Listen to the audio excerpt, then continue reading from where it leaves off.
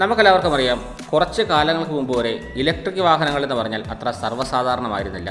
പക്ഷേ ഇപ്പോഴത്തെ കാര്യം അങ്ങനെയല്ല.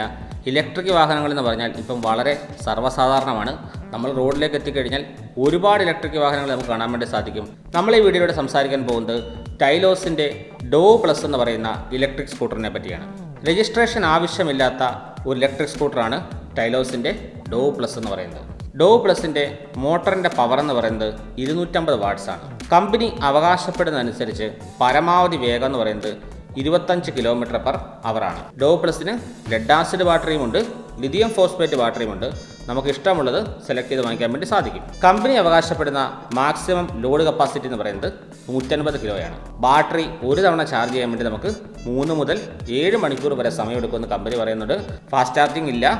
ഒരു തവണ ചാർജ് ചെയ്ത് കഴിഞ്ഞാൽ ഏതാണ്ട് 70 കിലോമീറ്റർ ദൂരം ഈ വാഹനം സഞ്ചരിക്കും.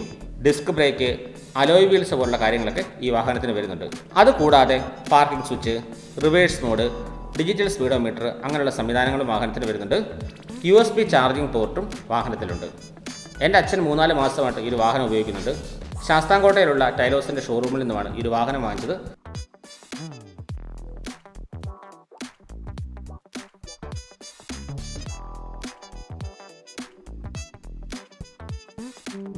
ഇപ്പോൾ ഈ വണ്ടി ഓണാണ്, പക്ഷേ കീ ഇല്ലല്ലോ. അതങ്ങനെ എങ്ങനെ ഓണാക്കാൻ പറ്റുന്നത്?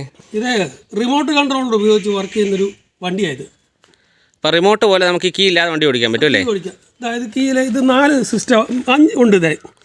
ഇത് വണ്ടി ലോക്ക് ചെയ്യുന്നത്, ഇത് ലോക്ക് മാറ്റുന്നത്, ഇത് കീ ഇല്ല സ്റ്റാർട്ട് ചെയ്യുന്നത്, ഇത് നമുക്ക് വണ്ടി ഐഡൻറ്റിഫൈ ചെയ്യാൻ വേണ്ടിയുള്ള ഒരു അലാറം പോലെ. പാർക്കിംഗ് ഉള്ള സ്ഥലത്തൊക്കെ വണ്ടി ഒന്ന് ഓണാക്കി കാണിക്കാമോ കീ ഇല്ലാതെ? ഓണാക്കി കാണിക്കും. അതായത് ഇതിൻ്റെ 3ാമത്തെ കീ. ഓക്കെ. ഒരു ഇടിമിന്നലിൻ്റെ പടമുണ്ട്, അതിൽ ഡബിൾ ക്ലിക്ക് ചെയ്യണം. ഇപ്പം വണ്ടി ഓണാവും. ഓഫ് ചെയ്യണമെങ്കിലോ? ഓഫ് ചെയ്യണമെങ്കിൽ അതിൻ്റെ 2ാമത്തെ കീയിൽ ഇതാ. അപ്പോൾ നമുക്ക് കീ ഉപയോഗിച്ചും കീ ഉപയോഗിക്കാതെ വണ്ടി കൊണ്ടുപോകും അല്ലേ? വണ്ടി എടുത്തിട്ട് എത്ര കാലമായി? ഒരു 6 മാസത്തോളമായിട്ടുണ്ട്. 6 മാസത്തോളമായിട്ടുണ്ട്. എങ്ങനെയുണ്ട് വണ്ടി മൊത്തത്തിൽ? വണ്ടി മൊത്തത്തിൽ കുഴപ്പമൊന്നുമില്ല. എന്നെപ്പോലെ പ്രായമുള്ള ആളുകൾക്കും ഞങ്ങളുടെ കുഞ്ഞിനെയൊക്കെ കൊണ്ടൊക്കെ ഞങ്ങൾക്ക് പോകാനും എടുക്കാനൊക്കെ നല്ല സൗകര്യമാണ്. ഒരു മാസം എത്ര കിലോമീറ്ററൊക്കെ ഓടുമായിരിക്കും ശരാശരി?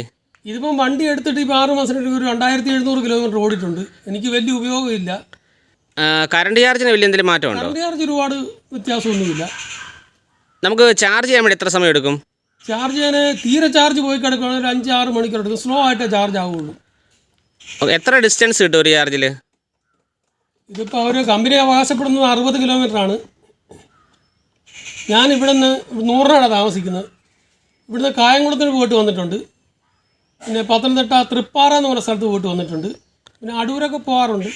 അപ്പോൾ ഒരു 50 കിലോമീറ്റർ കിട്ടും റേഞ്ചല്ലേ? 40-50 കിലോമീറ്റർ ശരാശരി കിട്ടും. അത്യാവശ്യം നല്ല ഒരുമാതിരി കയറ്റങ്ങളൊക്കെ കയറും. ഞങ്ങൾ ഇച്ചിരി ഉയർന്ന പ്രദേശമാണ് താമസിക്കുന്നത്. ഇവിടുത്തെ കയറ്റമൊക്കെ ഞാനും ഭാര്യയും കൂടെ സുഖമായിട്ട് അത്യാവശ്യം സാധനങ്ങളൊക്കെ വാങ്ങിച്ച് കയറി പോരുന്നുണ്ട്. അത്യാവശ്യം സ്പീഡ് കിട്ടുന്നുണ്ടല്ലേ? അത്യാവശ്യം സ്പീഡ് കിട്ടുന്നുണ്ട്. ഇത് ലൈസൻസ് വേണ്ടാത്ത മോഡലാണല്ലോ, അപ്പോൾ അതനുസരിച്ച് അതിൻ്റെ സ്പീഡ് കുറവുണ്ട്, എന്നാലും നല്ല സ്പീഡ് അത്യാവശ്യം കിട്ടുന്നുണ്ട്. ലൈസൻസ് വേണ്ടാത്തതാണ്. അതിന് 25 കിലോമീറ്ററാണ് ഇതിൻ്റെ സ്പീഡ്. 25 കിലോമീറ്റർ സ്പീഡിൽ ഓടും. പിന്നെ ഇറക്കമൊക്കെ ആണെങ്കിൽ ഇച്ചിരൂടെ സ്പീഡ് കിട്ടും. എങ്കിലും ശരാശരി ഉപയോഗത്തിന് നല്ല വണ്ടിയാണ്. ഞാൻ സർവീസിൽ വരുന്ന ഒരാളാണ്. ഞാൻ 150 cc ഒരു ബൈക്കാണ് ഉപയോഗിച്ചിട്ടുള്ളത്. പെട്ടെന്ന് അതിൽ നിന്ന് ഇതിലേക്ക് മാറിയപ്പോൾ ഒരു വ്യത്യാസം അത്രയേ ഉള്ളൂ. പ്രായമായ ആളുകൾക്കും കുട്ടികൾക്കൊക്കെ ഉപയോഗിക്കാൻ നല്ലതാണ്. ഈ ഒരു വണ്ടിയുടെ ബാക്കിൽ ഒരു റെസ്റ്റ് ഉണ്ടല്ലോ ആളുകൾക്ക് ഇരിക്കാൻ വേണ്ടിയുള്ളൂ. ഈ റെസ്റ്റ് എല്ലാ വണ്ടിയിലും കാണുന്നില്ല, നമ്മളത് പിടിപ്പിക്കുന്നതാണോ? അത് ഇത് ആദ്യമായിട്ട് ഇറങ്ങിയ 1-2 ബാച്ചിലുള്ള വണ്ടിക്ക് ഇതില്ലായിരുന്നു. ഇതിപ്പം ഞാൻ ആദ്യം എടുത്ത വണ്ടിയാണ്. 2ാമത് ഞാനിത് സെറ്റ് ചെയ്തതാണ്. അപ്പോൾ നമ്മുടെ ഓരോ വണ്ടിയുടെ കളർ അനുസരിച്ചും വ്യത്യസ്തമായിട്ടുള്ള റെസ്റ്റുകൾ കിട്ടും അല്ലേ? ഇത് അതേ വണ്ടിയുടെ കളർ അനുസരിച്ചുള്ളത് തന്നെ കമ്പനി ഇറക്കുന്നുണ്ട്. ഈ വണ്ടി എങ്ങനെയുണ്ട്? ഇഷ്ടമാണോ? ഇത് യാത്ര ചെയ്യാൻ സുഖമാണോ? അത്യാവശ്യം സ്പീഡിനൊക്കെ പോകുന്ന കാണുമ്പോൾ നല്ലതാണോ? മറ്റേ വണ്ടി വന്നിട്ട് വ്യത്യാസമുണ്ടോ? പെട്രോൾ വണ്ടിയൊക്കെ പോകുന്നിട്ട് വ്യത്യാസമുണ്ടോ? കുഴപ്പമില്ല. ഇഷ്ടമാണോ?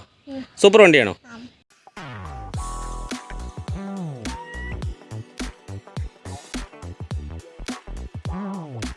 ഈ ഒരു വാഹനത്തിൻ്റെ ഏറ്റവും പ്രധാനപ്പെട്ട ഒരു അഡ്വാൻറ്റേജ് ആയിട്ട് എനിക്ക് തോന്നിയ കാര്യം എന്ന് വെച്ച് കഴിഞ്ഞാൽ അതിൻ്റെ ബൂട്ട് സ്പേസ് ആണ്. നമ്മളിതിൻ്റെ സീറ്റ് ഉയർത്തി കഴിഞ്ഞാൽ വളരെ വിശാലമായിട്ടുള്ളൊരു സ്റ്റോറേജ് നമുക്ക് കാണാൻ വേണ്ടി സാധിക്കും. 2 വലിയ ഹെൽമെറ്റ് വെക്കാൻ വേണ്ടി സാധിക്കും. അത്യാവശ്യം സാധനങ്ങളൊക്കെ വാങ്ങിച്ച് വെക്കാൻ വേണ്ടി സാധിക്കും. എൻ്റെ കുഞ്ഞിന് വേണേൽ എൻ്റെ കയറി ഇരിക്കാൻ പറ്റും. അത്രയും നല്ല ഒരു സ്റ്റോറേജ് സ്പേസ് ഈ ഒരു വാഹനത്തിനുണ്ട്. നമ്മളിപ്പം കണ്ട വണ്ടി എന്ന് വെച്ചാൽ ടൈലോസിൻ്റെ പുതിയ ഡോ പ്ലസ് വണ്ടിയാണ്. അതിനകത്ത് ഗ്രാഫീൻ ബാറ്ററിയാണ് വരുന്നത്. നമുക്ക് വേണമെന്നുണ്ടെങ്കിൽ ലിഥിയം ബാറ്ററി വേണമെങ്കിലും വെക്കാൻ പറ്റും.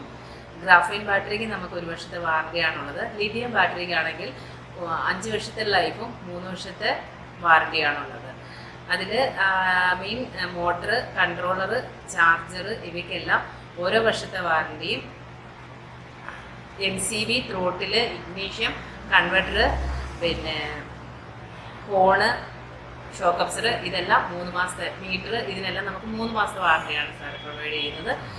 കുട്ടികൾക്ക്, പ്രായമായിട്ടുള്ള ആളുകൾക്ക് അങ്ങനെയുള്ളവർക്ക് ഉപയോഗിക്കാൻ പറ്റിയ ഒരു നല്ല വാഹനം തന്നെയാണ് ടൈലോസിൻ്റെ ഈ ഡോ പ്ലസ് എന്ന് പറയുന്നത്. വളരെ ഭംഗിയുള്ളൊരു ഡിസൈനാണ് ടൈലോസ് നൽകിയിട്ടുള്ളത്. നിങ്ങൾ ടൈലോസിൻ്റെ ഡോ പ്ലസ് ഉപയോഗിക്കുന്നുണ്ടെങ്കിൽ നിങ്ങളുടെ അഭിപ്രായം കമൻറ്റ് ചെയ്യുക.